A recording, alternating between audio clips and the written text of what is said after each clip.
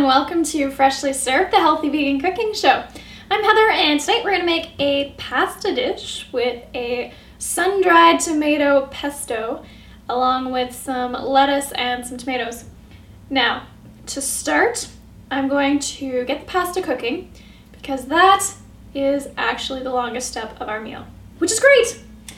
Pasta dishes are nice, light, very easy to do. So I've got a pot of water here, getting it ready to boil. Putting a lid on your pot really helps to make it boil faster. Putting salt in the water is to help the cooking process of the pasta, not to help the water boil faster. So as soon as that gets up to a boil, I'm going to throw in my whole grain pasta noodles. In the meantime, what I've done is I'm using some sun-dried tomatoes in this recipe, and I like to use the kind that are dried, not the kind that are packed in oil. I find these ones have more flavor, but they're very tough. So if you want to soften them up a little bit, just soak them in some water for a little while. 15 minutes is fine, and they'll be nice and soft in no time. I've got a bunch of tomatoes that I'm going to use in the pesto, and then I've got another little handful of tomatoes that I'm just going to chop into chunks and put right into the pasta for some additional yumminess.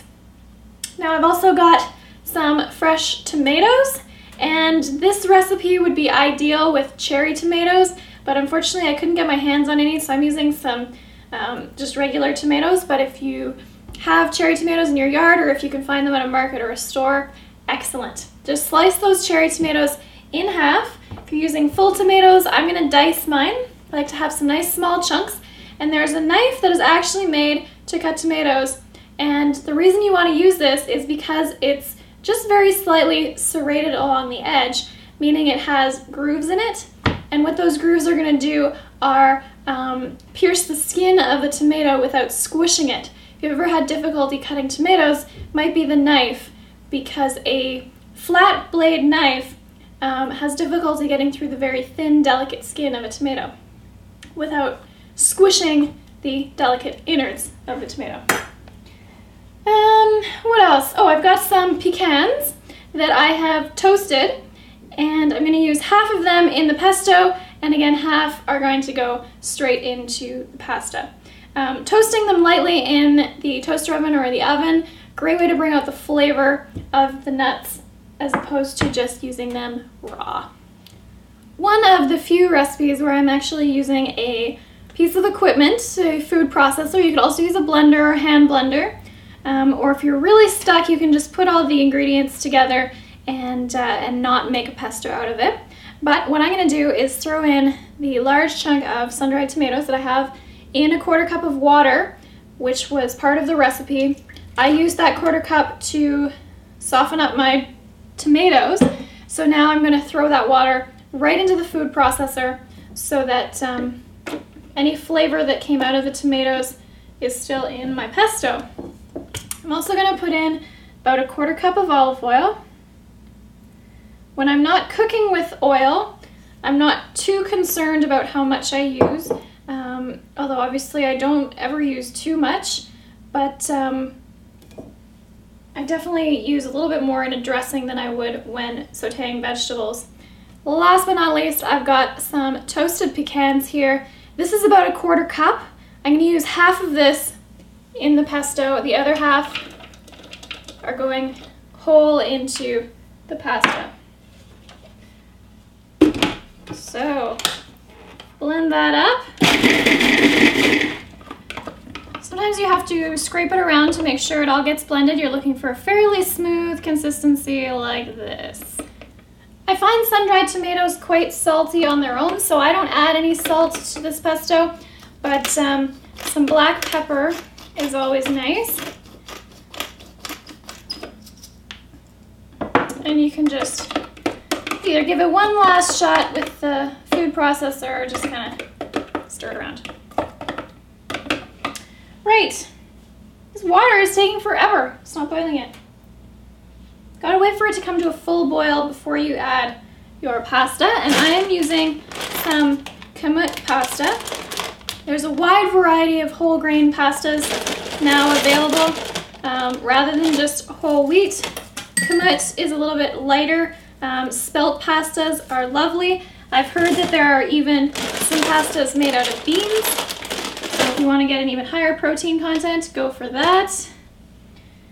While I wait, I'm going to chop up my tomatoes and I'll show you what I mean about the knife. So if any of you have had trouble cutting a tomato with just a flat knife like this, see how when I cut it, well, this tomato is kind of firm and not really too ripe, so I didn't have much problem, but it doesn't grab the skin. Whereas if I use a knife like this, it grabs the skin as it goes and is a lot softer cutting up a tomato. This is why this knife says on it, tomato. Yay, the water is boiling! Okay, so half a pack is plenty for 2 people, and that's for me and Phil eats a lot. So you shouldn't need more than half a pack for 2 people.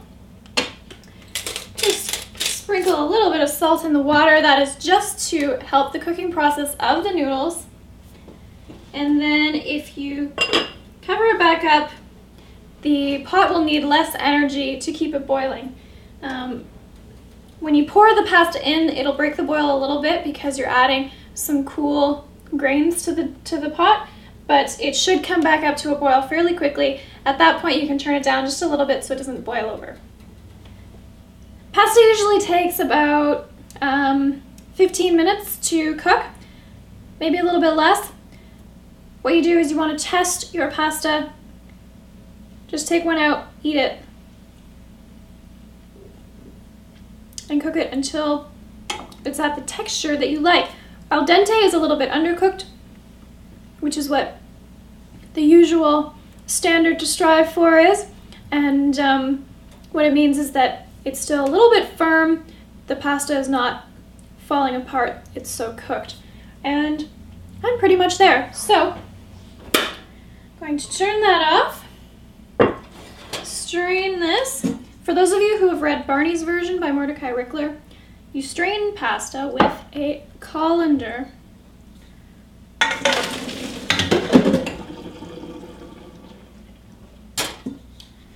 So just toss your pasta in the colander, let it drain and dry off a little bit. In this bowl I've got some lettuce, I've got tomato, and I've got the rest of my chopped toasted pecans. Once your pasta is dried to your liking, you can just toss it right in the bowl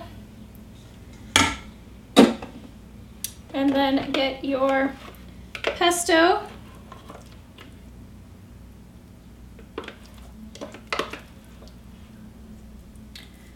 So give the pesto a toss through here, and then I'm just cutting up the other sun-dried tomatoes that I almost forgot about.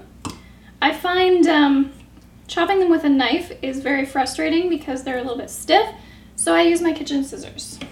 Just make sure if you use scissors that they're not the same ones that you use for your ordinary household tasks. Probably don't want a chunk of paper in your dinner.